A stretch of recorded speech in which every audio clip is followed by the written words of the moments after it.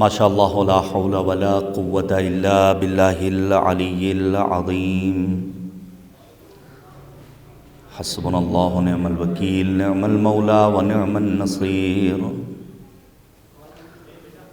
اعوذ باللہ من الشیطان اللعین الرجیم بسم اللہ الرحمن الرحیم رب اشرح لی صدری ویسر لی امری واحلل عقدۃ من لسانی یفقہوا قولی الحمد للہ رب العالمین وصلی اللہ علی سیدنا ومولانا ابی القاسم المصطفى محمد اللہم صلی علی محمد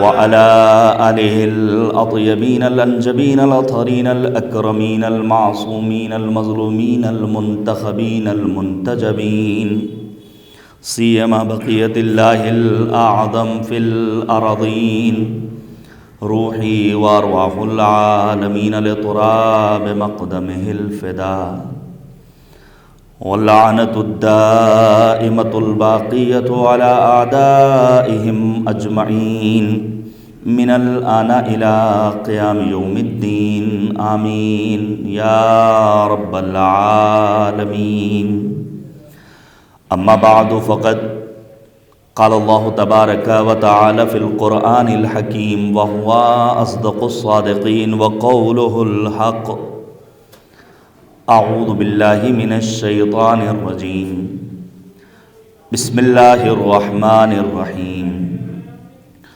الذین یتبعون الرسول النبی الامی الذی یجدونہ مکتوبا عندہم فی التوراة والانجیل یامرہم بالمعروف وینہاہم عن المنکر ویحل لهم الطیبات ويحرم عليهم الخبائث ويضع عنهم إصرهم والأغلال التي كانت عليهم صلوات بھیجیے گا بر محمد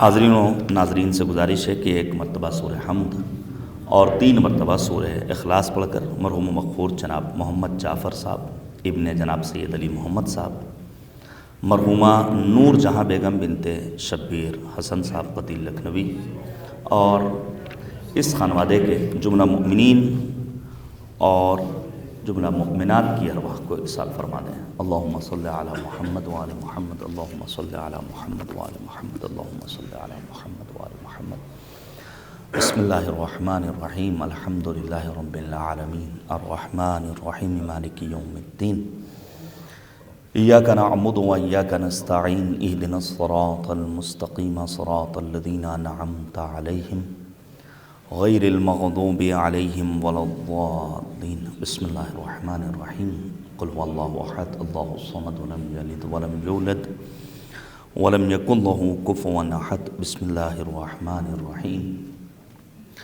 قل هو الله أحد الله الصمد لم يلد ولم يولد ولم يكن له كفوا أحد بسم الله الرحمن الرحيم قل هو الله أحد الله الصمد لم يلد ولم يولد ولم يكن له كفوا أحد كذلك الله ربي اللهم صل على محمد وآل محمد وعجل فرجهم عزیزان گرامی، ایک ایسی ذات کے سلسلے میں یہ مجلس اعزا برپا ہوئی ہے کہ جس نے اتنا عظیم کارنامہ انجام دیا کہ لکھنؤ کے اس علاقے میں جو شیعہ نشین علاقہ ہے اور جہاں قوم کی بچیوں کے لیے تعلیمی سلسلہ برسوں سے قائم ہے، اور خداوند کریم کی بارگاہ میں دعا کرتے ہیں کہ یہ سلسلہ یوں ہی جاری و ساری رہے اور ہماری قوم کے دیگر صاحبان حیثیت کو بھی اللہ توفیق دے کہ اس قسم کے ادارے قائم کریں جو ان کی دنیا بھی آباد کرے اور ان کے اس دنیا سے گزر جانے کے بعد ان کی آخرت کے لیے صدقہ جاریہ قرار پائے۔ جلدی سے ایک بات کہہ دوں، قرآن مجید میں 779 مرتبہ پروردگار عالم نے کلمہ علم کو استعمال کیا ہے، یعنی واجبات دین کا بھی مالک نے اتنا تذکرہ نہیں کیا ہے جتنا پروردگار نے علم کا تذکرہ کیا ہے۔ یہاں تک کہ جو ابتدائی آیات قلب پیغمبر اعظم پر نازل ہوئیں وہ علم کے سلسلے میں. اقرأ بسم ربک الذی خلق خلق الانسان من علق اقرأ وربک الاکرم الذی علم بالقلم علم الانسان ما لم یعلم. موجودہ دور میں جو صورتحال ہے جس کا ہم اور آپ مشاہدہ کر رہے ہیں، اور عالمی منظرنامے پر بھی اگر نگاہ کی جائے تو یہ کہا جا سکتا ہے کہ اس دور میں اپنی حفاظت کا بندوبست کرنے کے لیے ہمیں اور آپ کو اپنے آپ کو زیور علم سے آراستہ کرنا ہوگا. البتہ یہ بات ذہن میں رہنی چاہیے کہ علم ڈگریوں کا نام نہیں ہے، علم برسوں کسی حوزے، کسی مدرسے، کسی کالج، کسی یونیورسٹی کے حدود میں رہ لینے کا نام نہیں ہے. العلم نور یقذفہ اللہ فی قلب من یشاء. علم نور ہے، اللہ جس کے دل میں چاہتا ہے یہ نور اتار دیتا ہے. علم ہے تو کیا نہیں قدرت میں تمہاری، تم چاہو تو جنگل کو بھی گلزار بنا دو. علم ہے میراث آدم، علم ہے راز حیات، علم کی ذو سے درخشاں ہے یہ ساری کائنات. یہ دنیا کی جو زرق و برق ہم اور آپ دیکھ رہے ہیں یہ حقیقت میں علم کا صدقہ ہے. ہم نے توجہ کی، ہمارے بزرگوں نے علمی ادارے قائم کیے. ایک مثال آپ کا یہ گرلز انٹر کالج ہے.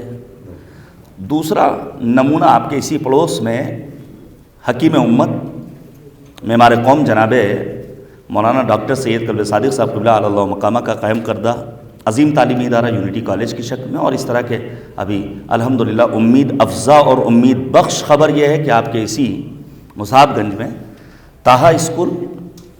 یہ کوششیں بہرحال انشاءاللہ ایک دن رنگ لائیں گی، لیکن ہمیں یہ سوچنا ہوگا کہ ہمیں صرف بچوں کو پڑھانا نہیں ہے، صرف اور صرف یہ سوچ کر کے کہ ہمارے بچے نے گریجویشن کر لیا، ہمارے بچے نے انٹر کر لیا، ماسٹرز کر لیا. ہمیں خوش نہیں ہونا ہے. یہ کمپٹیشن کا دور ہے، اس میں بچوں کو باقاعدہ طور پر تربیت کے مرحلے سے گزار کر مختلف شعبۂ حیات میں آگے بڑھانے کے لیے ہمیں اور آپ کو محنت کرنی ہوگی. اور ہر صنف کا انسان اپنے اعتبار سے محنت کرتا رہے تو یقیناً اس کا نتیجہ اور ثمرہ عنقریب ہمیں دیکھنے کو ملے گا، اور کسی حد تک ہم اس کو باقاعدہ طور پر محسوس بھی کر رہے ہیں. ایک مثال آپ اسلامی جمہوریہ ایران کی اگر مد نظر رکھیں، جس ایران اسلامی کے پاس انقلاب کے وقت خاردار کانٹے بھی نہیں تھے، آج اس نے جدید ٹیکنالوجی میں کون سا مقام اور مرتبہ حاصل کیا. مڈل ایسٹ میں میڈیکل کے کون سے وسائل ان کے پاس ہیں جو حتیٰ ہو سکتا ہے کہ بعض ترقی یافتہ ملکوں میں نہ پائے جائیں. یہ صدقہ ہے اسی علم کا. اور ظاہر ہے کہ اگر علم باب مدینۃ العلم سے لیا جائے تو پھر اس علم کو صحیح جگہ پر استعمال کیا جائے گا. اور یہ چونکہ ایام منسوم ہیں صدیقہ طاہرہ بنت پیغمبر شجنت المصطفیٰ حضرت فاطمۃ الزہرا سلام اللہ علیہا سے، لہٰذا کہہ سکتے ہیں کہ وہ جو ہمارے ہاں کتابوں میں ملتا ہے کہ 10 خواتین کو اللہ نے 10 صفات اور کمالات دیے. حسن جناب سارہ کو دیا، عقل جناب بلقیس کو دیا، کمال ادب جناب خدیجہ کو دیا، والعلم لفاطمہ، علم اللہ نے بنت پیغمبر فاطمۃ الزہرا سلام اللہ علیہا کو دیا.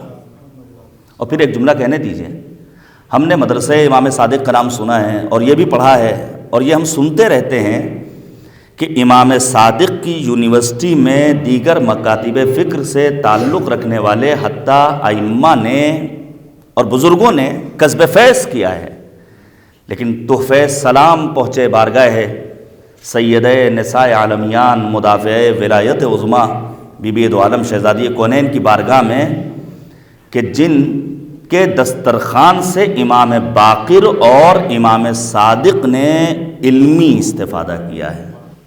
تو کیا ہمارا اور آپ کا یہ فریضہ نہیں کہ ہم شہزادی کونین کے معارف سے آشنا ہوں؟ 2 روز قبل یہاں مجلس پڑھی، بعض حضرات نے اسے لائیو نشر بھی کیا. اسی آیہ کریمہ کو میں نے سرنامہ سخن قرار دیا ہے جہاں سورہ آراف کی آیت نمبر 157 میں کریم پروردگار نے اعلان کیا کہ اللہ کی رحمتیں کس کے شامل حال ہوتی ہیں؟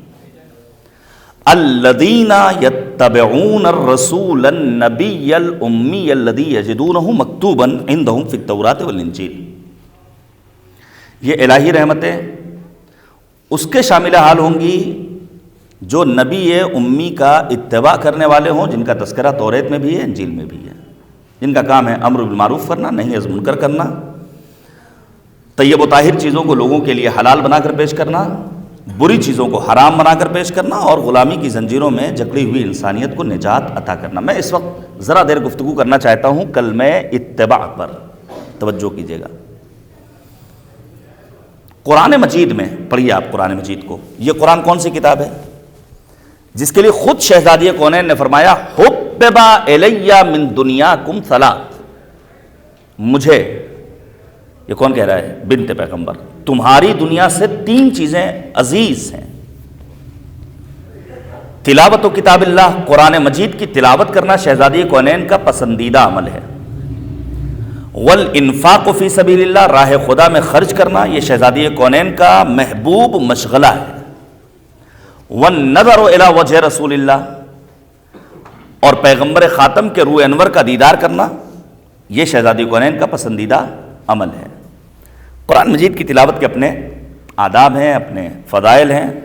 ہونا چاہیے ہمارے گھروں میں قرآن مجید کی تلاوت کا اہتمام ہونا چاہیے. ہماری صبح کا آغاز تلاوت کلام ربانی سے. سوچیے آپ، لا رطب ولا یابس الا فی کتاب مبین، دنیا کا ہر خشک و تر اللہ نے اسی قرآن مجید میں قرار دیا ہے. پڑھنا چاہیے.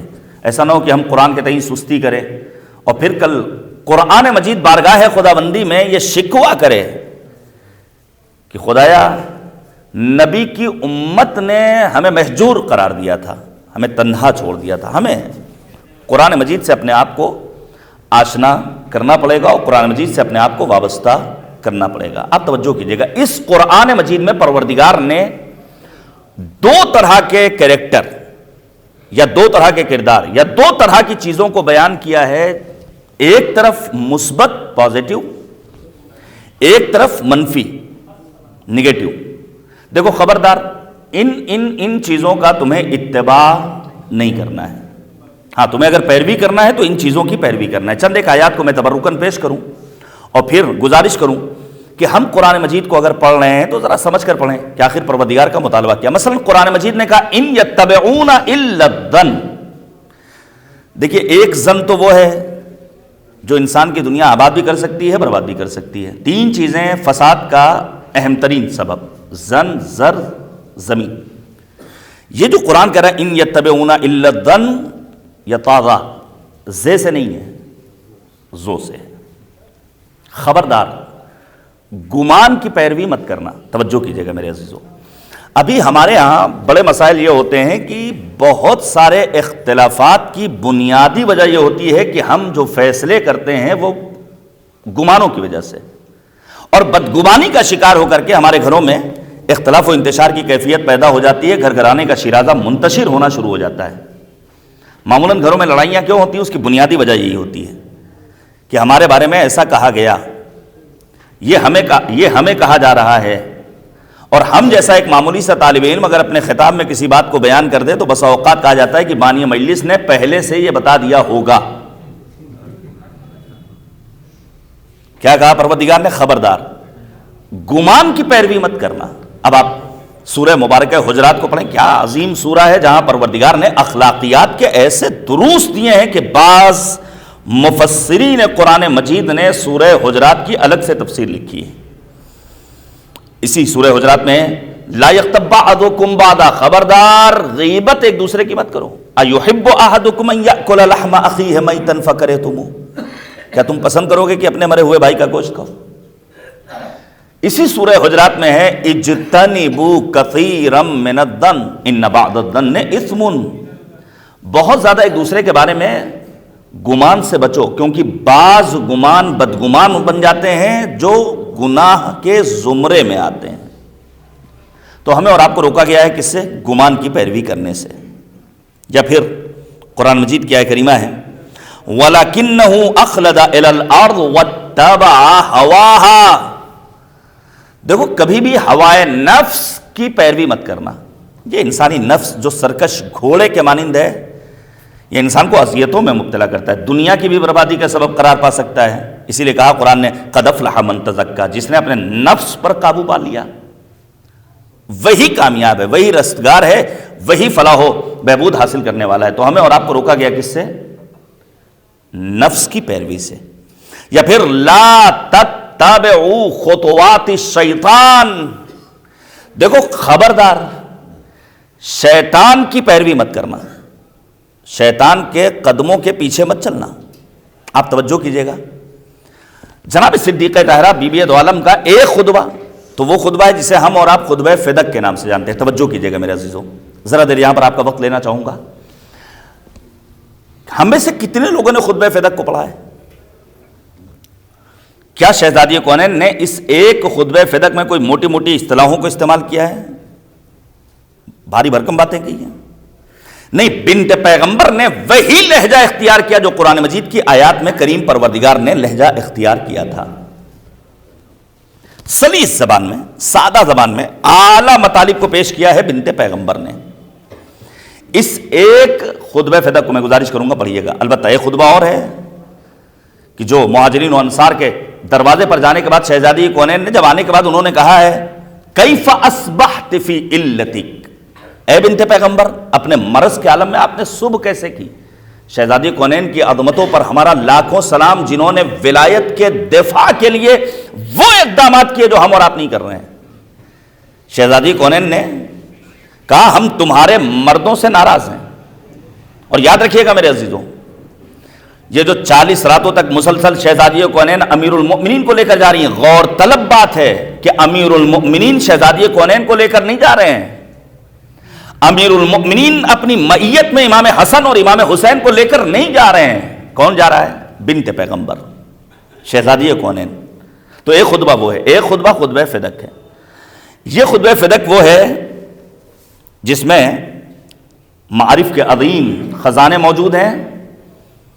علماء اہل سنت میں ابن تیفور نے بلاغات النساء میں اس خطبے کو نقل کیا ہے، اور یہ بھی سن لیجئے، یہ بلاغات النساء 13 جلدوں پر مشتمل تھی۔ آج معمولاً جلدیں نہیں ملتی ہیں، لیکن 2 جلدیں آج بھی دستیاب ہیں بازار میں، مارکیٹ میں، علم دوست افراد کے ہاں۔ اور انہی 2 جلدوں میں سے ایک جلد میں شہزادی کونین کا وہ خطبہ بھی موجود ہے جو خطبہ فدق کے نام سے مشہور و معروف ہے۔ شیعہ علماء نے تو لکھا ہی ہے۔ بی بی دو عالم نے حمد و سپاہ سے پروردگار سے اس خطبے کا آغاز کیا، اور پھر شہزادی کونین نے، توجہ کیجئے گا، اس خطبہ فدق میں جو عظیم گفتگو کی ہے وہ وجود پروردگار کو ثابت نہیں کیا ہے۔ شعراء حضرات بھی ہیں، ادبا بھی ہیں، صاحبان علم بھی ہیں۔ شہزادی کونین نے وجود خدا کو خطبہ فدق میں ثابت نہیں کیا، بلکہ وحدانیت پروردگار کو ثابت کیا ہے۔ 2 الگ الگ لفظ ہیں، یاد رکھیے گا میرے عزیزوں۔ خدا کی ذات وہ ہے جو مفروض الوجود ہے، یعنی خدا پہلے سے ثابت ہے کوئی ذات جو کائنات کو خلق کرنے والی ہے۔ قرآن مجید نے اسی لہجے کو اختیار کیا، اور قرآنی لہجے کو شہزادی کونین نے عملی کیا۔ قرآن مجید میں آپ پڑھیے سورہ مبارکہ توحید میں ہم اور آپ کیا پڑھتے ہیں؟ قل هو اللہ احد، اے پیغمبر آپ کہہ دیجئے کہ اللہ احد ہے۔ یہ نہیں کہا کہ قل هو اللہ موجود، اللہ موجود ہے، یہ نہیں۔ شہزادی کونین نے کیا کہا؟ اشہد اللہ الہ الا اللہ۔ ہمارے ہاں مثلا ہم بھی اور ہم جیسے بہت سارے افراد اپنے بچوں کو ہائی فائی اسکول میں بھیجتے ہیں، پھر فخر کرتے ہیں کہ ہمارا بچہ فلاں کانوینٹ اسکول میں پڑھ رہا ہے۔ مولانا آپ کو معلوم ہے بڑی مشکل سے ایڈمیشن ہوتا ہے، تو بس by luck by chance donation بھی نہیں دینا پڑا۔ میں گزارش کروں گا اچھے اسکول میں پڑھائیے، لیکن توحید کی جڑوں کو گھر میں مضبوط کرنے کا عزم مستحکم کر لیجئے کہ ہمیں اپنے بچوں کی توحید کا عقیدہ اپنے گھر میں مضبوط کرنا ہے، وگرنہ یہ بچے نکل جائیں گے، اغیار کے ہاتھوں شکار ہو جائیں گے، دوسرے انہیں دام فریب میں گرفتار کر لیں گے، نہ جانے کیسے کیسے شکوک اور شبہات 3rd 4th ففتھ کے بچوں کے ذہن میں پیدا کیے جا رہے ہیں. شہزادی کونین نے وحدت کو ثابت کیا ہے، وحدانیت پروردگار کو. ایک دو مثالیں دوں. دیکھیے آپ کتابیں پڑھیے، مثلا علامہ جوادی علی اللہ مقامہ نے اصول و فروع نامی اپنی کتاب میں لکھا ہے، اور دیگر شہید دستغیب نے لکھا ہے. علامہ لکھتے ہیں، علامہ جوادی، کہ اگر دو جن سے مخالف، میل فیمیل، مرد و زن، لڑکا اور لڑکی، کسی ایسی جگہ پر ہوں جہاں تیسرا کوئی موجود نہ ہو اور نظروں میں دونوں میں عشق ہو جائے، اور یہ ایک مفصل موضوع ہے، گفتگو ہونا چاہیے اس موضوع پر. بس اوقات والدین پریشان ہیں کہ آخر کریں تو کیا کریں، بچی ہاتھ سے نکل گئی، بچہ ہاتھ سے نکل گیا، دوسرے دھرم کے جوان سے شادی کرنے کے لیے آمادہ ہے. مسائل اتنے زیادہ پیچیدہ ہو چکے ہیں اور ہم ہیں کہ خواب غفلت کا شکار ہیں. اب آپ انصاف سے بتائیے، جب یہ دو جن سے مخالف تنہائی میں گناہ کا ارتکاب کرنا چاہتے ہیں، بالفرض ایک کمسن بچہ آ جائے تو کیا گناہ کریں گے؟ یہ علامہ جوادی نے لکھا ہے. نہیں، کوئی ہے جس کے ہونے کا احساس انہیں گناہ سے روک لیتا ہے. اب مجھے کہنے دیجئے، یہی وجہ ہے جب ہم جیسے گنہگار بندے گناہ کرنا چاہتے ہیں تو ہم سامنے بھی دیکھتے ہیں، پیچھے بھی دیکھتے ہیں، داہنے بھی دیکھتے ہیں، بائیں بھی دیکھتے ہیں، نہیں دیکھتے تو اوپر کی سمت، جس کے لیے قرآن نے کہا الم یعلم بان اللہ یرا، ہے کوئی ذات جو تمہیں دیکھنے والی ہے. امام خمینی رحمۃ اللہ تعالی علیہ نے کہا تھا عالم محضر خدا در محضر خدا معصیت نہ کنید، یہ دنیا خدا کی نگاہوں کے سامنے خبردار، خدا کی نگاہوں کے سامنے گناہوں کا ارتکاب نہ کرو. ہمارے استاد نے حوزہ علم قم میں ایک مثال پیش کی کہ ایک جوان لڑکا ایک جوان خاتون کے پیچھے بدکاری کے ارادے سے آگے بڑھتا ہے، بدفعلی کرنا چاہتا ہے. وہ خاتون جو حیا و عفت کا پہ کر مقابلہ کرتی ہے، کیا کر رہے ہو، ہوش سے کام لو، عقل ٹھکانے لگاؤ. وہ جوان کیا کہتا ہے، واللہ لا یرانا الا الکواکب، خدا کی قسم ہمیں ستاروں کے سوا کوئی اور نہیں دیکھ رہا. وہ خاتون جو دین مبین اسلام کے تعلیمات سے لیس تھی بے ساختہ کہتی ہے ذرا عقل سے کام لے، اگر ستارے دیکھ رہے ہیں تو خالق ستارگان کریم پروردگار بھی تو دیکھ رہا ہے کوئی ذات. شہید دستغیب شیرازی شہید محراب، کیا خوبصورت بات انہوں نے لکھی ہے. انہوں نے لکھا کہ اگر بالفرض کوئی کمسن بچہ، آپ جانتے ہیں بچوں کو کھلونے کا بڑا شوق ہوتا ہے، اور ہمیں کہا بھی گئے کہ اپنے بچوں کے لیے بازار سے کھلونے خریدو، لیکن کیسا کھلونا ہونا چاہیے، یہ بھی ایک ٹاپک ہے، اس پر بھی گفتگو ہونی چاہیے. جس طرح کی ڈال چاہیں ہم خرید لائیں، جس طرح کا کھلونا چاہیں، جس میوزک کا چاہیں، جس ترنگ اور رنگ کا چاہیں، یہ بھی ایک موضوع گفتگو ہے. شہید دستغیب کہتے ہیں کہ اگر ایک کمسن بچہ بیٹھا ہو اور اس کے سامنے پیچھے سے ایک کھلونا پیش کیا جائے تو پہلے مرحلے میں وہ اسے لپکنے کی کوشش کرے گا کہ آخر مثلا یہ کار کس نے دی، اور پھر فوراً ہی مڑ کر دیکھے گا کہ یہ آخر دے کون رہا ہے. شہید دستغیب شیرازی علیہ الرحمہ کہتے ہیں یہ جو اس کے اندر احساس اور شعور پیدا ہوا کہ یہ کھلونا دینے والا کون ہے، یہی اس بات کو ثابت کرتا ہے کوئی ذات جس نے اس کائنات کو وجود بخشا ہے. نہیں، اور آگے سنیے، ایک مثال اور دے دوں. ابو علی سینا کا نام آپ سب نے سنا ہے. ان کی ایک کتاب ہے جس کا نام ہے شفا. اس کے مقدمے میں درج ہے کہ ابو علی سینا صبح کے ہنگام چہل قدمی کر رہے ہیں. ہونا چاہیے یہ، اللہ ہم سب کو توفیق دے کہ ہم ذرا سا ورزش کرنا شروع کر دیں. قوّ علی خدمت کا جوارح واشدد علی العظیمۃ جوانہ، دعائے کمیل کا فقرہ ہے. رہبر معظم انقلاب آبروئے تشیع کہتا ہوں اس دور غیبت کبریٰ میں فرماتے ہیں کہ میں خود تو ورزش نہیں کر پاتا حالات کے تحت، لیکن میں ورزش کرنے والوں کو دوست رکھتا ہوں. یہ اتنے سارے امراض، اس کا واحد توڑ یہی ہے کہ انسان ورزش کرے. اس میں بہترین چیز یہ ہے کہ صبح میں نماز کے لیے اٹھے تو چند قدم چل لے، 2 چکر لگا لے. ابو علی سینا صبح کے ہنگام ٹہل رہے ہیں، اچانک انہوں نے کیا دیکھا کہ ایک درخت کی ایک شاخ پر چڑیے کا گھونسلہ ہے جس میں چند ایک چھوٹے چھوٹے بچے ہیں جو چیخ رہے ہیں اور چڑیا بھی چیخ رہی ہے. غور کیا تو کیا دیکھا، ایک سانپ ہے جو ان بچوں کو نقصان پہنچانا چاہتا ہے. ابھی آپ نے ماں کے سلسلے میں اشعار سنے، تو ماں کوئی بھی ہو، جانوروں کی ماں کو دیکھ لیجئے، پرندوں کی ماں کو دیکھ لیجئے، اور پھر ہم انسانوں کی ماں کا کیا کہنا کہ شاعر کو کہنا پڑتا ہے کہ جنت نظیر ہے میری ماں، رحمت کی تصویر ہے میری ماں، میں خواب ہوں زندگی کا جس کی تعبیر ہے میری ماں، میری ہر ناکامی وابستہ مجھ سے ہے، میری کامیابی کا راز میری ماں۔ ابو علی سینا کیا کہتے ہیں کہ میں نے دیکھا وہ چڑیا اپنے بچوں کو اس سانپ کے شر سے بچانے کے لیے اپنی چونچ مارتی ہے اور پھر نیچے اتر کر آتی ہے اور جھاڑ کے درمیان ایک درخت سے اپنے آپ کو مس کرتی ہے، دوبارہ چڑھتی ہے، دوبارہ سانپ پر حملہ کرتی ہے، پھر اترتی ہے اور 3 بار اس عمل کی تکرار کرتی ہے، سانپ پر حملہ کرنا، نیچے اترنا، ایک درخت سے اپنے آپ کو مس کرنا۔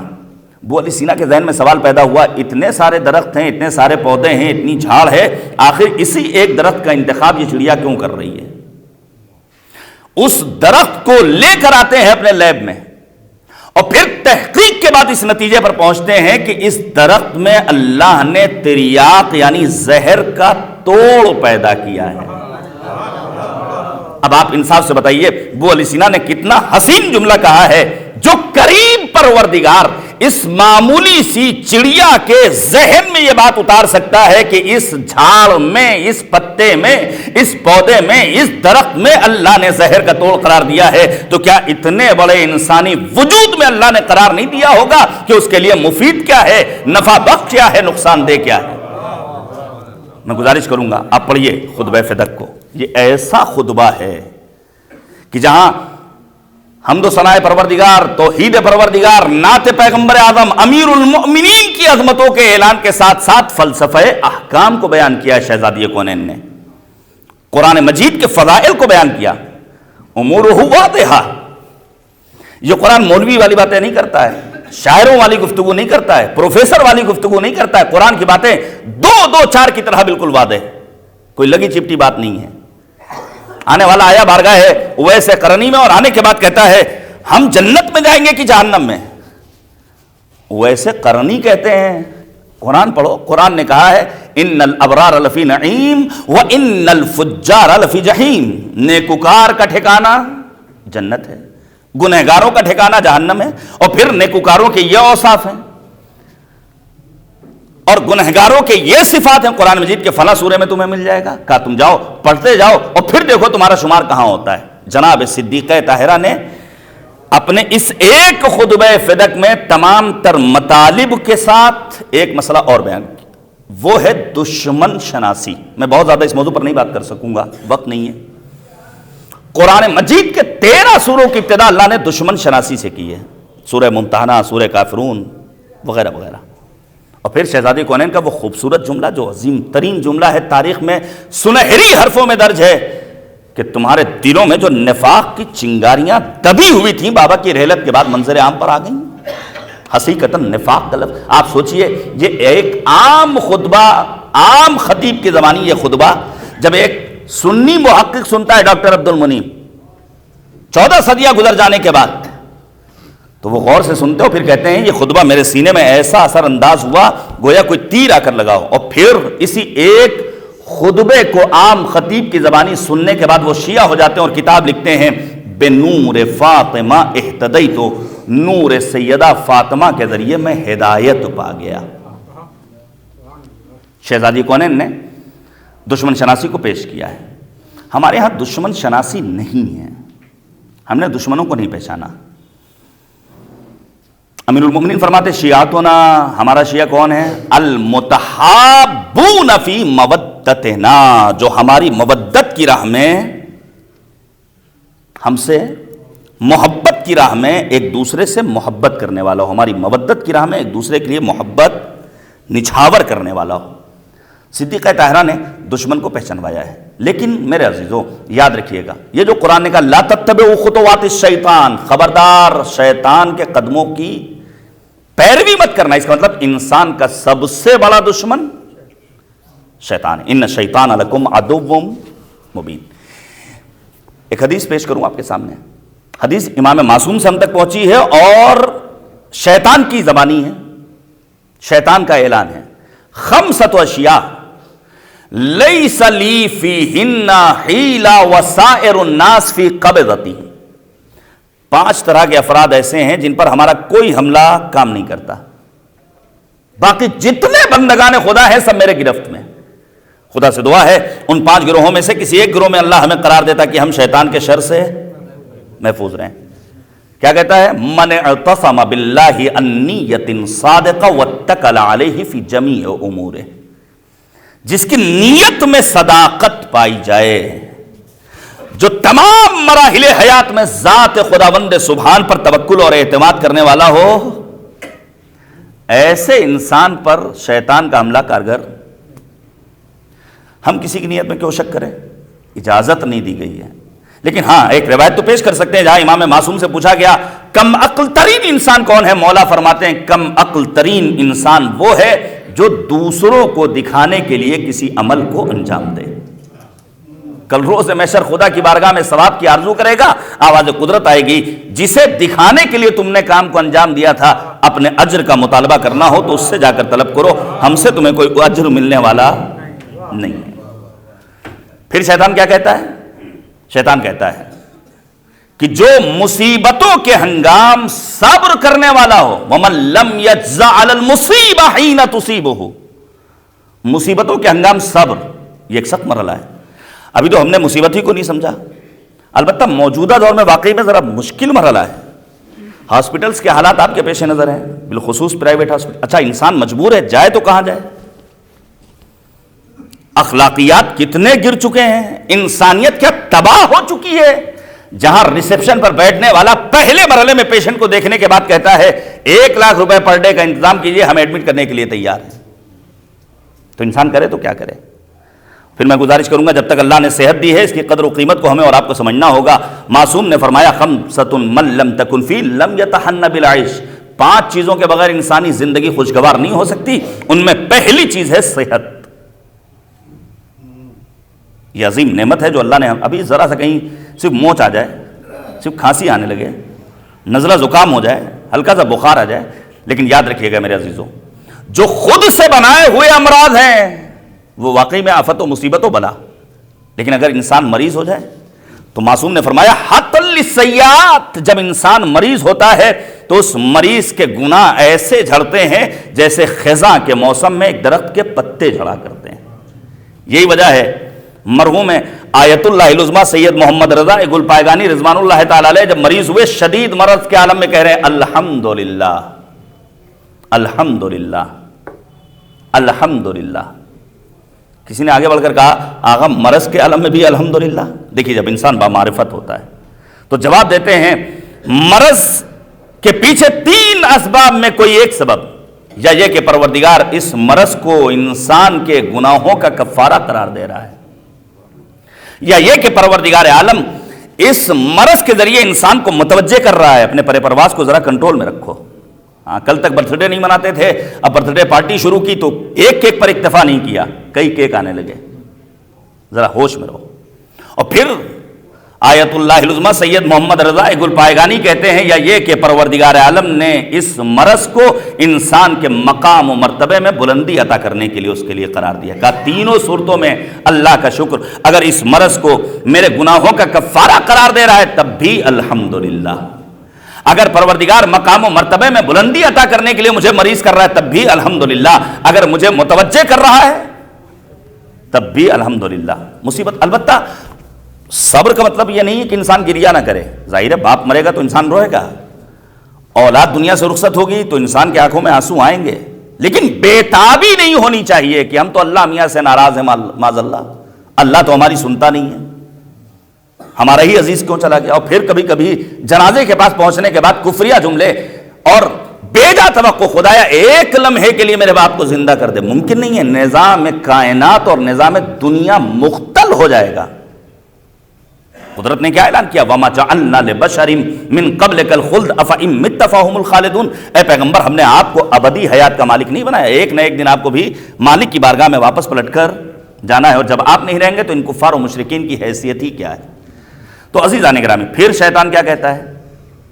شیطان کہتا ہے وَمَن كَثُرَ تَسْبِيحُهُ فِي لَيْلِهِ وَنَهَارِهِ، جو صبح و مساء تسبیح پروردگار کرنے والے افراد ہوں، ایسے بندگان خدا کو بھی شیطان اپنی گرفت میں نہیں لیتا ہے۔ تسبیح پروردگار میں سبحان اللہ والحمد للہ ولا الہ الا اللہ واللہ اکبر، تسبیحات اربع۔ جناب ابراہیم خانہ کعبہ بنا رہے ہیں اور خانہ کعبہ بنانے کے دوران بھی بار بار کہہ رہے ہیں سبحان اللہ والحمد للہ ولا الہ الا اللہ واللہ اکبر۔ ذکر رکوع سبحان ربی العظیم و بحمدہ، سبحان ربی الاعلی و بحمدہ، ذکر سجدہ۔ تسبیح ہے جناب صدیقہ طاہرہ، بڑی عظمتیں ہیں، میں حدیثیں نوٹ کر کے لایا ہوں، وقت نہیں ہے، کہ امام معصوم فرماتے ہیں یہ تسبیح خدا کی بارگاہ میں 1000 رکعت پڑھنے سے بہتر ہے۔ آنے والا آ کر بارگاہ ہے معصوم میں کہتا مولا سماعت کمزور ہے، اونچا سنتا ہوں۔ امام فرماتے جاؤ میری جدہ ماجدہ فاطمۃ الزہرا کی تسبیح پڑھ لو، 34 مرتبہ اللہ اکبر، 33 مرتبہ الحمدللہ، 33 مرتبہ سبحان اللہ، تمہارا یہ مرض تم سے دور ہو جائے گا۔ اور پھر صرف اور صرف سبحان اللہ کہنا۔ دیکھیے ہمیں تو نہ جانے کب اوپر بٹھا دیا جائے، کب نیچے گرا دیا جائے، اور پھر واقعی میں بالکل غباروں کی جو مثال دی گئی ہے جو کمظرف ہوتے ہیں، چند سانسوں میں پھول جاتے ہیں، انسان پھولا نہیں سماتا ہے۔ مول صاحب جیسی مجلس آپ نے پڑھ دی، اب تک تو ایسی خطابت سنی ہی نہیں۔ جناب عیسیٰ کے پاس شیطان آتا ہے اور آنے کے بعد کہتا ہے عیسیٰ سے کہ آپ کے پاس تو ایسی قدرت ہے کہ اگر آپ مریض کو چھو لیں تو شفا یاب ہو جائے، مردے کو چاہیں تو زندہ کر دیں، آپ اپنی خدائی کا اعلان کر دیجئے۔ لیکن کیا کہنا، جناب عیسیٰ مسلسل کہتے رہے سبحان اللہ سبحان اللہ سبحان اللہ، اتنا سبحان اللہ کہا کہ شیطان ان سے دور بھاگ گیا۔ اور پھر جب انسان تسبیح کرتا ہے، سورہ احزاب کو پڑھیے گا تو پروردگار چند ایک صفات دیتا ہے، عد لہم اجرا کریما، اجر کریم چاہیے تو تسبیح پروردگار کرو۔ اگر تمہیں ظلمتوں سے نکل کر وادی نور کا مسافر بننا ہے تو تم اپنے آپ کو تسبیح پروردگار میں مشغول رکھو۔ قرآن نے اعلان کیا وَسَبِّحُوهُ بُكْرَةً وَأَصِيلًا، صبح و مساء تمہیں تسبیح پروردگار کرتے رہنا چاہیے۔ پھر شیطان کہتا ہے چوتھا گروہ جس پر ہمارا کوئی حملہ کارگر ثابت نہیں ہوتا، وہ کون سا گروہ ہے؟ جو اپنے لیے پسند کرے وہی دوسروں کے لیے پسند کرے۔ آپ انصاف سے بتائیے ہم میں سے کتنے ایسے لوگ ہیں کہ جو یہ چاہتے ہیں کہ ہمیں گالی دی جائے؟ ہے کوئی نہیں۔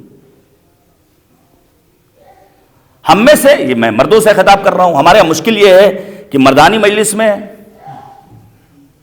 خواتین کی کمیوں کو بیان کیا جاتا ہے، خواتین کی مجلس میں مردوں کی کمیوں کو بیان کیا جاتا ہے، جبکہ برعکس ہونا چاہیے۔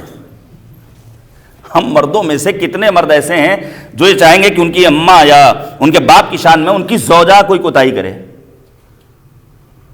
ہم نہیں چاہتے، تو ہم کیوں کوتاہی کریں؟ تمہارے باپ کے پاس تھا ہی کیا جو ہمیں کچھ دیتا؟ منع کیا ہے معصومین نے یہ کہنے سے، روکا ہے معصومین علیہ السلام نے، یہ جملہ کہنے سے روکا ہے۔ ہمارے ہاں جو اختلافی مسائل، خانوادگی مسائل میں انتشاری کیفیت ہے، اس کی بنیادی وجہ یہ ہے کہ ہم نے بنت پیغمبر شہزادی کونین کی ازدواجی زندگی کے بارے میں نہ پڑھا نہ سنا۔ دیکھیے میں اکثر ایک بات کہتا ہوں، گھر کے حدود میں بھی کہتا ہوں کہ جو کام گھر کی خاتون کر رہی ہے وہ ہم نہیں کر سکتے۔ 2 دن اگر بچوں کو تیار کرنا پڑ جائے، ممکن نہیں ہے میرے عزیزوں، پریکٹیکل لائف میں ممکن نہیں ہے۔ اب سوچئے صبح میں نماز پڑھنا ہے، بچوں کے لیے ٹفن تیار کرنا ہے ان کی مرضی کے مطابق،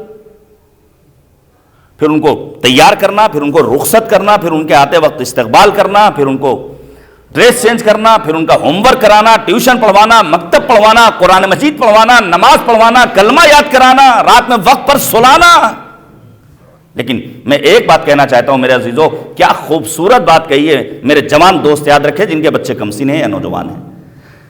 جناب آیت اللہ العظمیٰ شیخ محمد تقی بہجت رضوان اللہ تعالی علیہ نے انہوں نے بڑی پیاری بات کہی۔ انہوں نے کہا کہ پروردگار کو ایک خاتون کی عبادت مرد کی عبادت سے زیادہ عزیز ہے۔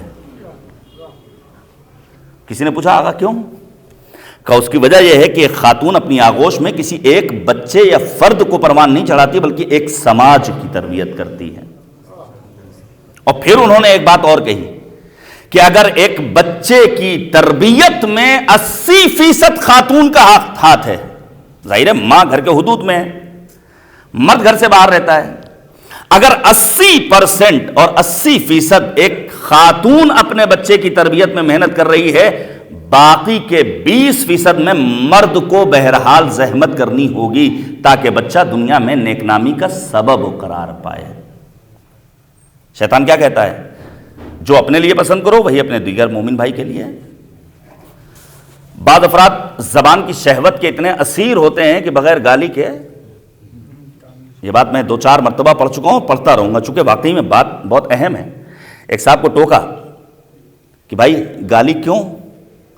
کہنے لگے مولوی صاحب بات میں وزن پیدا کرنے کے لیے گالی بکنی پڑتی ہے۔ آپ سوچئے ذرا سا، یہ کس سماج کے افراد ہیں جو جنت میں جانے کے مشتاق ہیں، جبکہ قرآن مجید نے اعلان کیا لا يسمعون فيها لغوا ولا تاثیما، اس جنت میں لغویات نہیں سنائی دیں گے، بےہودہ گوئی نہیں ہوگی، فحش باتیں نہیں ہوں گی، گالی گلوچ نہیں ہوگی۔ اور پھر شیطان کہتا ہے جتنا اللہ نے لکھ دیا ہے اس کے اوپر راضی رہے انسان، بہت زیادہ پریشان نہ ہو کہ واجبات چھوٹ جائیں۔ البتہ اس کا مقصد یہ نہیں کہ انسان پھر محنت کرنا چھوڑ دے۔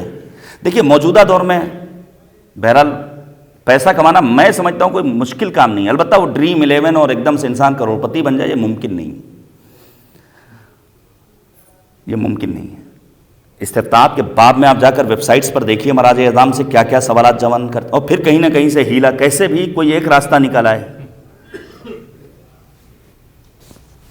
حتیٰ بعض افراد جن کا تعلق مذہبی اسٹیج سے وہ بھی ان جگہوں پر پیسہ انویسٹ کرتے ہیں۔ نہیں، پیسہ کمانا ہے، محنت کرنا، اور پیسہ کمانے کے لیے کوئی بھی کام کرنا عیب و شمار نہیں ہوتا۔ بعض افراد نہیں ہم تو فلاں خانوادے سے تعلق رکھتے ہیں، یہ ہم کہاں کر لیں گے، یہ ہمارے شان کے خلاف ہے۔ یاد رکھیے گا میرے عزیزوں، میرے جوان دوستو، جب انسان اپنی محنت سے پیسہ کماتا ہے تو اسے ناز ہوتا ہے، اسے پھر فخر ہوتا ہے کہ ہم نے اپنی محنت سے کمایا، پھر وہ کم بھی ملتا ہے تو راضی رہتا ہے۔ بالکل اسی طرح جیسے صدیق امت پیغمبر جناب ابو ذر غفاری، جناب ابو ذر کے پاس خلیفہ سوم نے سونے چاندی کے سکے بھیجے، 2 غلام لے کر آئے ہیں، ابو ذر نے ریجیکٹ کر دیا۔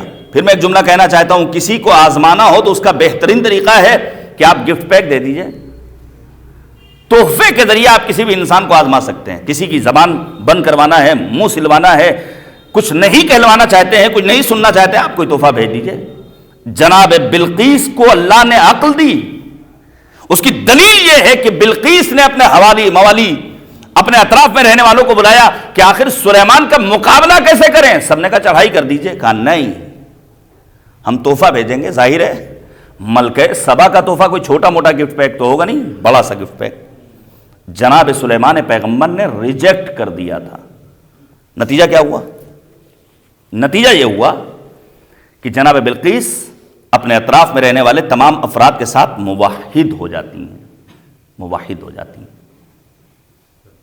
جب انسان اپنی محنت سے پیسہ، جناب ابو ذر نے جب ریجیکٹ کیا ہے تو وہ دونوں غلام کہتے ہیں اگر آپ قبول کر لیں گے سرکار تو ہم آزاد ہو جائیں گے۔ جملہ سمجھیے گا، جناب ابو ذر کہتے ہیں تم تو آزاد ہو جاؤ گے لیکن میں غلام بن جاؤں گا، جبکہ مجھے فقط غلامی امیر المؤمنین پر ناز ہے۔ شیطان کیا کہتا ہے؟ کسی بھی طرح تم ان 5 گروہوں میں اگر ہو گئے تو ہم تم کو اپنے دام فریب میں گرفتار نہیں کر سکتے، وگرنہ تم ہمارے چنگل میں آ گئے ہو۔ تو ہمیں شیطان کی پیروی نہیں کرنا ہے۔ ایک آیت اور سن لیجئے، فَاتَّبَعُوا أَمْرَ فِرْعَوْنَ وَمَا أَمْرُ فِرْعَوْنَ بِرَشِيدٍ، خبردار طاغوت زمانہ کی پیروی مت کرنا۔ دیکھیے طاغوت زمانہ آپ سب پہچان سکتے ہیں، 10,000 بچوں کے قاتل کیا طاغوت نہیں ہے؟ بے گناہوں کو ستانے والے کیا قاتل نہیں ہیں؟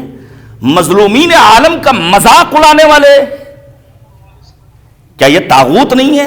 اللہ نے بھی کہا فقط ہماری وحدانیت کا اعلان نہ کرو، پہلے طاغوت کا انکار کرو، لا الہ، پھر کہو الا اللہ۔ قرآن کہتا ہے فرعون کی پیروی مت کرنا۔ فرعون ایک کیریکٹر کا نام ہے۔ جناب موسیٰ کا جس فرعون سے مقابلہ ہوا وہ کون تھا؟ اس کا نام تھا رامسیس۔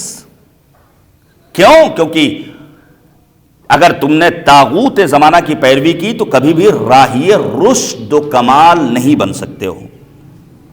یہ منفی پیروی ہے۔ اس کے برخلاف جو مثبت پیروی ہے، سورہ یاسین میں مالک کہتا ہے یا قوم اتبعوا المرسلین، اے قوم، اے لوگو، اے بشریت سے تعلق رکھنے والے افراد، اگر تمہیں پیروی کرنا ہے تو تم مرسلین کی پیروی کرو. کیوں؟ من لا یسألکم علیہ اجرا، کیونکہ ان کی پہلی صفت یہ ہے کہ وہ تم سے اجر کا مطالبہ نہیں کرتے ہیں. وہم مہتدون، ان کی دوسری کوالٹی کیا ہے کہ وہ ہدایت یافتہ ہیں. ہم اور آپ مسلسل سنتے رہتے ہیں العلماء ورثۃ الانبیاء، علماء انبیاء کے وارث ہیں. بہت معذرت کے ساتھ، ایک جسارت کے ساتھ یہ جملہ کہہ رہا ہوں، علماء اگر انبیاء کے وارث ہیں، البتہ علماء سے مراد امامہ، ابا قبا، ٹوپی، شیروانی یہ نہیں ہے،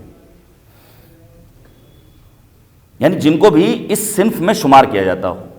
اگر وہ کہیں اجر کا مطالبہ کرتے ہوئے نظر آئیں، سب کچھ ہو سکتے ہیں، وارث پیغمبر نہیں ہو سکتے، کیونکہ پیغمبر کی صفت کیا ہے؟ لا یسألکم علیہ اجرا، وہ کبھی بھی تم سے کسی اجر کا مطالبہ نہیں کرتے ہیں. اور پھر قرآن کہتا ہے هل اتبعک علی ان تعلمنی مما علمت الرشد. موسیٰ خضر سے کہتے ہیں کیا اجازت ہے سرکار کی میں آپ کی پیروی کروں؟ کیوں؟ کیونکہ آپ نے مجھے تعلیم دی ہے، اور ایک معلم کی پیروی کرنے سے انسان راہی رشد و کمال ہوتا ہے، ہدایت یافتہ ہو جاتا ہے. لہذا اس سے یہ نتیجہ نکلتا ہے کہ اگر ہمیں پیروی کرنا ہے تو صاحبان علم کی پیروی کرنا ہے. پھر قرآن نے ایک بات اور کہی، اتبعوا احسن ما انزل الیکم، اگر پیروی کرنا ہے تو تمہیں قرآن مجید کی پیروی کرنا ہے. سورہ اعراف میں مالک نے کیا کہا؟ الذین یتبعون الرسول النبی. اب جلدی سے ایک بات کہہ دوں، بات کو ختم کر دوں. ہمیں اور آپ کو کہا گیا، بلکہ وقت کے امام کا یہ فرمان ہے وَلِيَفِّ بْنَتِ رسول اللہ اُسْوَةٌ حسنہ، میرے لیے بنت پیغمبر آئیڈیل، نمونہ عمل، قابل تقلید، قابل اتباع، پیروی کے لائق. یہ بہرحال کہیں نہ کہیں مغالطہ ہے اور تسامح ہے کہ ہم لوگ یہ کہیں کہ جناب زہرا مرضیہ کی ذات گرامی خواتین کے لیے آئیڈیل ہے. نہیں، ہم مردوں کے لیے. آپ سوچئے وہ خاتون جو گزشتہ 1200 برسوں سے وقت کے زندہ امام کے لیے نمونہ عمل ہے، تو کیا ہم مردوں کے لیے قابل تقلید اور قابل اتباع نہیں ہیں؟ ہمارا سلام پہنچے بارگاہ سیدہ نساء عالمیان، صدیقہ طاہرہ، بی بی دو عالم، شہزادی کونین، ام ابیہا، ام الائمہ، شجنت المصطفیٰ، کفو سید الاولیاء، حضرت فاطمہ الزہرا سلام اللہ علیہا کی بارگاہ اقدس میں السلام. میں گزارش کروں گا پڑھیے گا اس ایک زیارت کے فقرات کو جو ہم تک پہنچے ہیں نوے امام حضرت امام محمد تقی جواد علیہ السلام سے. کن کلمات کو استعمال کیا؟ اگر ایک زیارت امام جواد کو جناب صدیقہ طاہرہ کی شان میں ہم نے اور آپ نے پڑھ لیا تو شاید جناب زہرا کی مظلومیت کو سمجھنے کے لیے کافی و وافی ہے. کچھ نہیں کر سکتے تو کم سے کم اتنا تو کہہ سکتے ہیں ان ایام میں السلام علیکی ایتھا الصدیقۃ الشہیدہ یا بنت رسول اللہ ورحمۃ اللہ وبرکاتہ. عظمت فاطمہ پر میں تو ان شعراء حضرات کا بڑا احترام کرتا ہوں. دیکھیے ایک جملہ میں پیش کر رہا ہوں، نہ کسی شاعر کا مرغ تخیل پرواز کر سکتا ہے عظمت فاطمی کو درک کرنے کے لیے، نہ کسی دانشور کی فکر پہنچ سکتی ہے عظمت فاطمہ الزہرا کو سمجھنے کے لیے.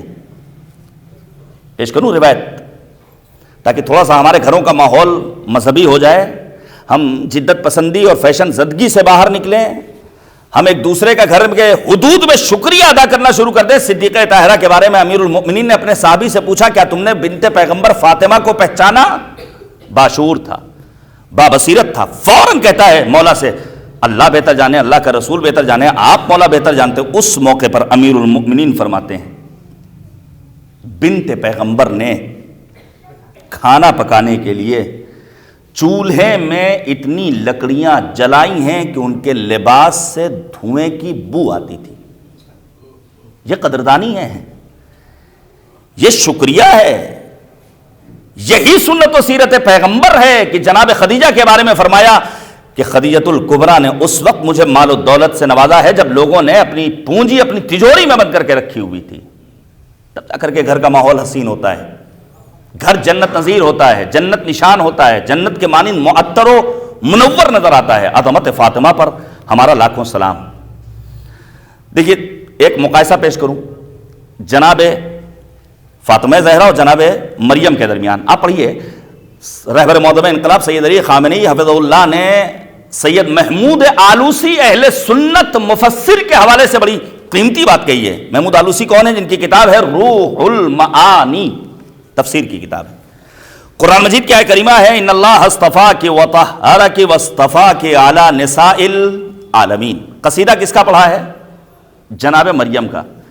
لیکن کیا کہنا صدیقہ طاہرہ کا؟ محمود آلوسی جیسے متعصب مفسر اہل سنت نے لکھا ہے کہ اس آیت کریمہ کا مصداق تام اتم ذات بنت پیغمبر فاطمہ الزہرا سلام اللہ علیہا۔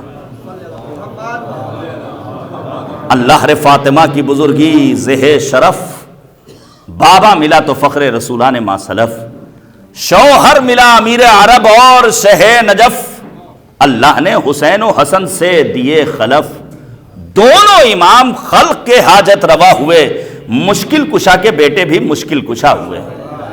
ہمارا سلام پہنچے بارگاہ سیدہ نساء عالمین۔ ایک چھوٹا سا مقایسہ دیکھیے، جناب مریم کون ہے؟ مریم بنت عمران ہے۔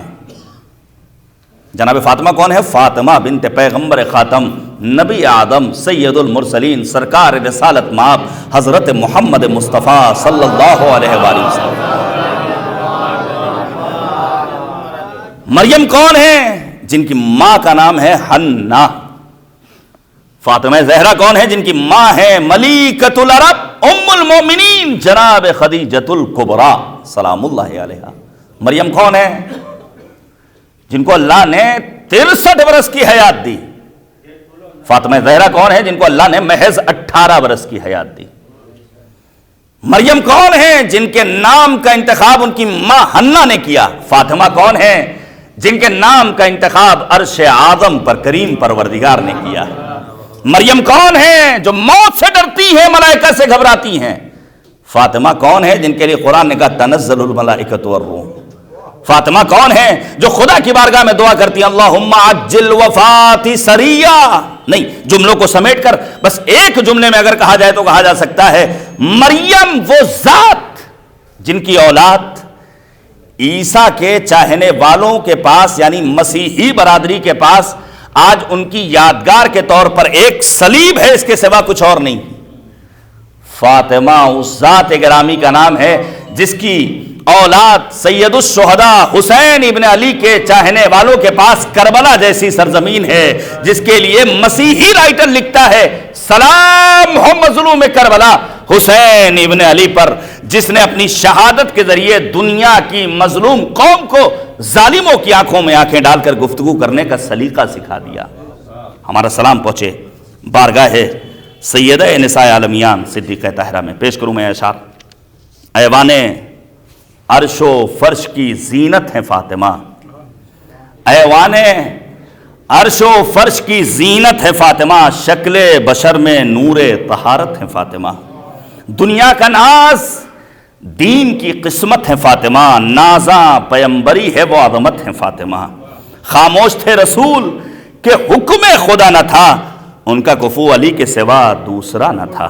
اور پھر زہرا ریاض صدق و صداقت کا نام ہے، ایمان شاہزادی جنت کا نام ہے، عصمت بطول پاک کی سیرت کا نام ہے، خیر النساء نگار مشیت کا نام ہے، پایا شرف تو 11 اماموں کی ماں بنی، حق مل گیا تو ملکہ باغ جنا بنی۔ صلوات بھیجیے گا بر محمد و آل محمد۔ اچھا ایک مفتی گنج والی صلوات بھیج دیجئے بر محمد و آل محمد، اللہم صلی علی محمد و آل محمد۔ بس میں نے بات کو ختم کر دیا عزیزان گرامی۔ جناب صدیقہ طاہرہ کی عظمتوں کو پہچانیے، ان ایام میں بالخصوص خطبہ فدق کا مطالعہ، فلسفہ احکام کو پڑھیے کہ اللہ نے نماز کیوں واجب قرار دیا، روزہ کیوں واجب قرار دیا، زکوٰۃ کیوں واجب، حتیٰ ہم جوانوں کے لیے پیغام، حتیٰ بزرگوں کے لیے، نوجوانوں کے لیے، بچوں کے لیے۔ بی بی دو عالم نے فرمایا کہ والدین کی اطاعت کو اللہ نے اس لیے فرض قرار دیا ہے تاکہ کل روز محشر خدا کی بارگاہ میں آتش جہنم سے محفوظ رہ سکو۔ بڑے عظیم کلمات ہیں اس ایک خطبہ فدق میں۔ بات کو ختم کر دیا، اس زیادہ وقت میں گنجائش نہیں، انشاءاللہ آئندہ 2 دنوں میں بھی مجلس ہے، اور جب آنا ہی ہے آپ کو تو ٹائم سے آ جائیے۔ یہ پھٹ کر آنے میں بہرحال وہ لذت نہیں مل پاتی، نہ خطیب کو نہ سامعین کو۔ کوشش کیجیے بر وقت آنے کی، چونکہ آئندہ 2 مجلسیں یقیناً بہت ہی عمدہ قسم کے مقررین اور ہمارے برادران آپ کے درمیان ہوں گے۔ پیش کروں گا چند ایک جملے مصائب کے میرے سامنے، غیرت مند مومنین بھی ہیں، سادات کرام بھی ہیں۔ دیکھیے دل رنجیدہ ہے، بنت پیغمبر کی مصیبت معمولی مصیبت نہیں ہے۔ آپ سوچئے ہمارے گھر میں بھی تو 18 برس کی بچیاں ہوتی ہیں، ہماری بہنیں ہوتی ہیں، بعض گھروں میں بیٹیاں ہوں گی۔ 18 برس کی عمر میں کمر خمیدہ ہو جائے اور ایک لہجے میں کہ جتنی دیر میں شہزادی کونین کے ہاتھ سے تحریر لے کر ملعون نے پھاڑی ہے اور بی بی دو عالم نے باپ کی لکھی ہوئی تحریر کے اس ورق کو چننا شروع کیا ہے، کیا لکھا ہے علماء نے؟ سر کے بال کی سیاہی سفیدی میں تبدیل ہو گئی تھی۔ دیکھیے امیر المؤمنین کی زیارت جب ہم اور آپ پڑھتے ہیں، مختلف زیارتیں ہیں، ان زیارتوں میں ایک زیارت کا فقرہ کیا ہے؟ السلام علیک یا ولی اللہ، اور اسی کا ایک فقرہ ہے السلام علیک ایھا المظلوم، اے کائنات کے عظیم ترین مظلوم علی مرتضیٰ، آپ پر ہمارا سلام۔ ہم تو امام حسین کو سب سے بڑا مظلوم سمجھتے تھے۔ جب ہم نے اپنے استاد سے پوچھا کہ آخر یہاں پر امیر المؤمنین کو مظلوم کیوں کہا گیا ہے، معاف کیجیے گا مجھے، تو استاد محترم نے بیان کیا کائنات کا سب سے بڑا مظلوم انسان وہ ہوتا ہے جس کی نگاہوں کے سامنے اس کی ناموس کے رخسار پر تماچے لگائے جائیں۔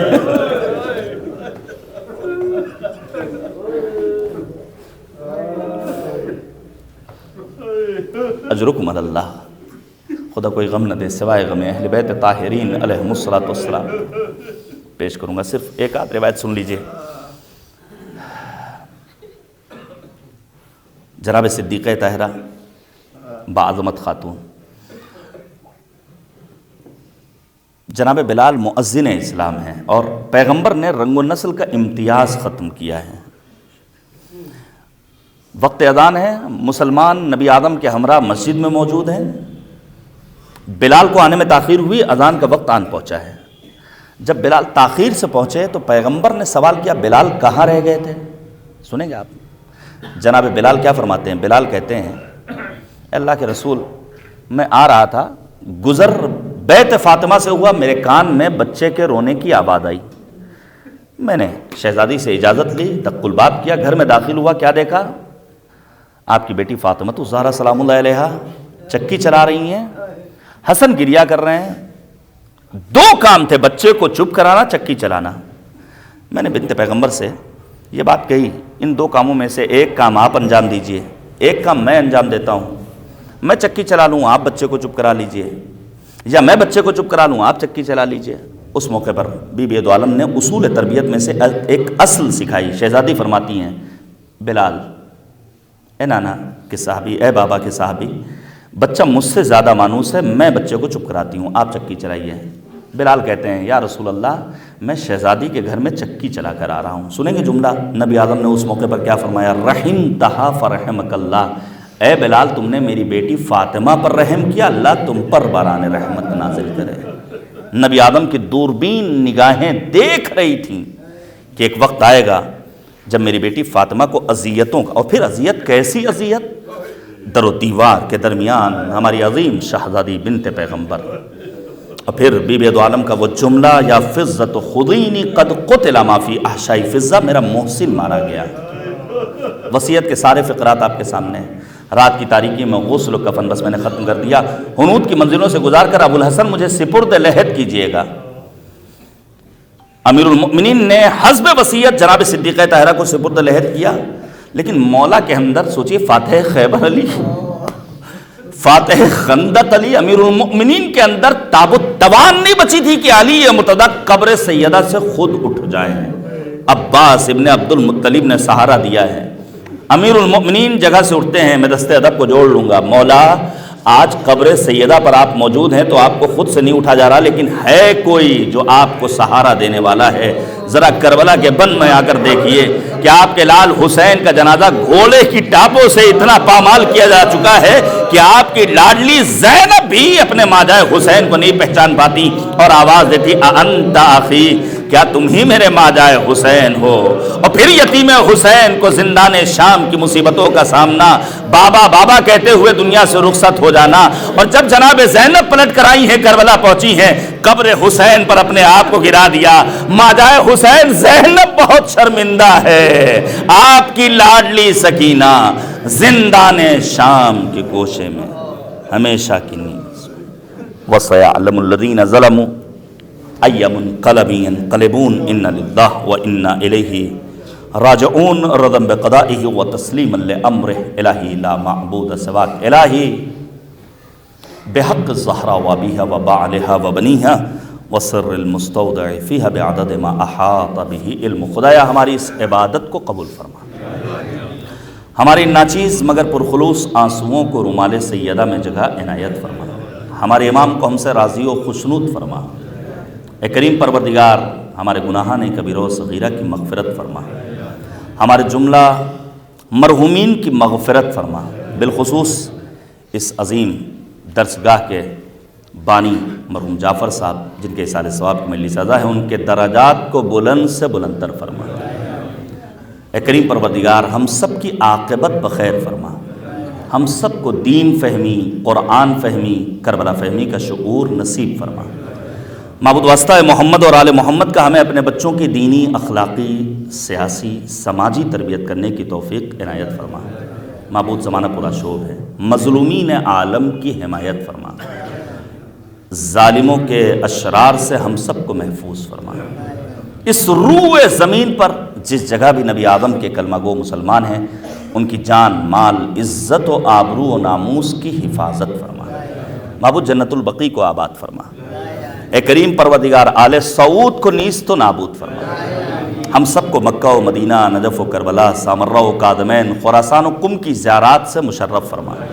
جملہ مؤمنین، علماء، افاضل، واعظین، خطباء، شعراء، ذاکرین، مراجع اعظام، بالخصوص رہبر فردانہ، عالم یگانہ آیت اللہ العظمیٰ خامنئی، مرجع علی قدر آیت اللہ العظمیٰ سیستانی، سید مقاومت جناب سید حسن نصر اللہ کو طول عمر بابرکت عنایت۔ اے کریم پروردگار واسطہ ہے محمد اور آل محمد کا اسلامی انقلاب کی حفاظت فرما، ہمارے اعمال کو اس لائق بنا دے کہ وقت ظہور ہم امام کے اعوان و انصار میں شمار ہوں۔